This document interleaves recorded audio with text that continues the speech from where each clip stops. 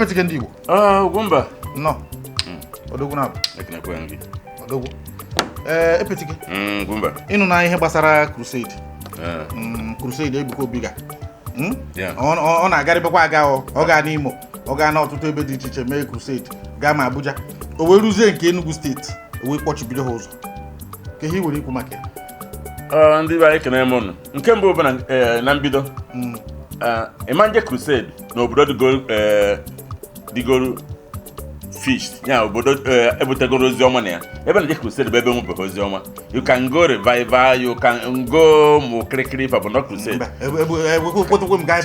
Maka ndị members ya nọ ebe ahụ. Ihe eje ụka. Ndị members ahụ nọ ebe ahụ.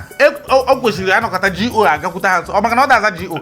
O jenu revival ka ọ ya, not crusade. Ọ bụ na revival bụ na ihe na ka ga nọ. Si mee ya na stadium. Sakpo na crusade. Mana ihe ọzọ nchere gwa gị bụ datana.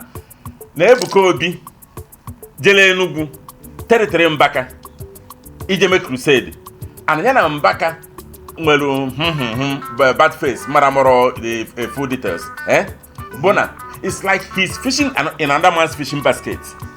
Like it or not, Ochoku Weje, one instance in here between understanding MOU between Nweke and Ezekiel.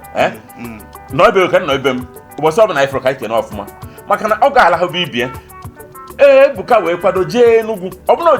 Obuno jele another state outside Enugu be Mbaka no. That be because Mbaka Kabo demigod na Catholic in Enugu, whether you like it or not. So if you have a there, bo customer, you have a okika, you have a okay, mbia bigi kan mbaje ya kana oba. So onya problem ha nwere. Ma deputy kan jo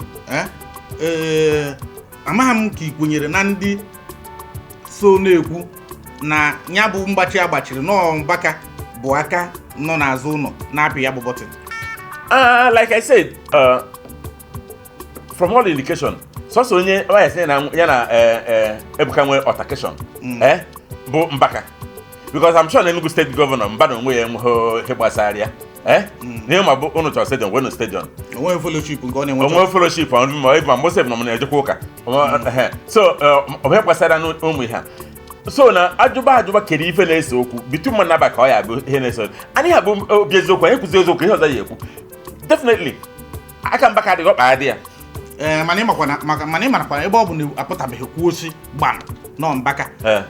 Ma Ebuka na onwe ya apụtaghị kwuo gbam si na Mbaka bụ ihe mere ihe na ọ bụrụ na enwere onye gwara ya ebe ọ bụ na ọ pụtabeghị kwuo ka anyị kwenye na ọ bụghị Mbaka na o nwere ike mụkwe n'ike na ọ bụ mana anyị ama mkpọ Mbaka afa na Mbaka ka eke ji ga gbachi